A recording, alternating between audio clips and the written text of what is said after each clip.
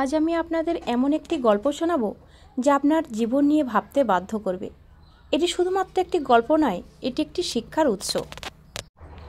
আপনি কি কখনো ভেবেছেন একটি সাধারণ মানুষের গল্প কিভাবে আমাদের জীবন বদলে দিতে পারে? তাহলে শুনুন, এই গল্পটি ঠিক আপনার জন্য।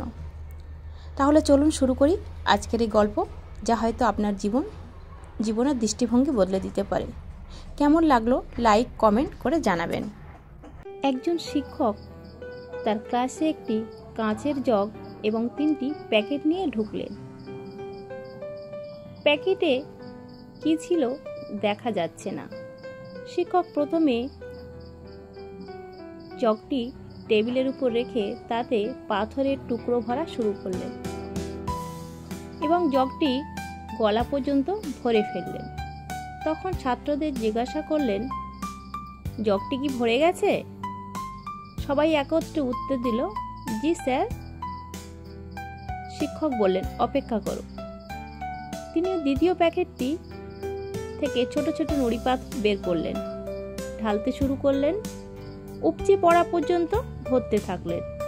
নুড়িগুলো বড় পাথরের ফাঁকাগুলোতে গিয়ে জায়গা দখল করে নিল।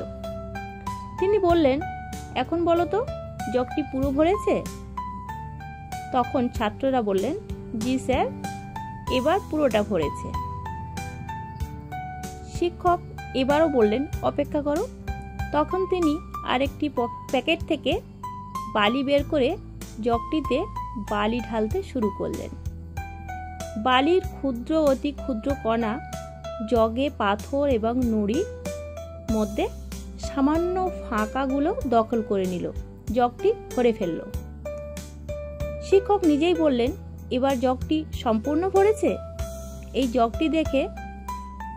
জগটি হচ্ছে আমাদের জীবনের মতো। এই বড় পাথরগুলো হচ্ছে আমাদের পরিবার, আর এই নুড়ি পাথরগুলো হচ্ছে আমাদের কেরিয়ার। সবশেষে ক্ষুদ্র বালিকণা হচ্ছে ইগো, রাগ, ঝগড়া এর মতো ক্ষতিকারক অপ্রয়োজনীয় জিনিস।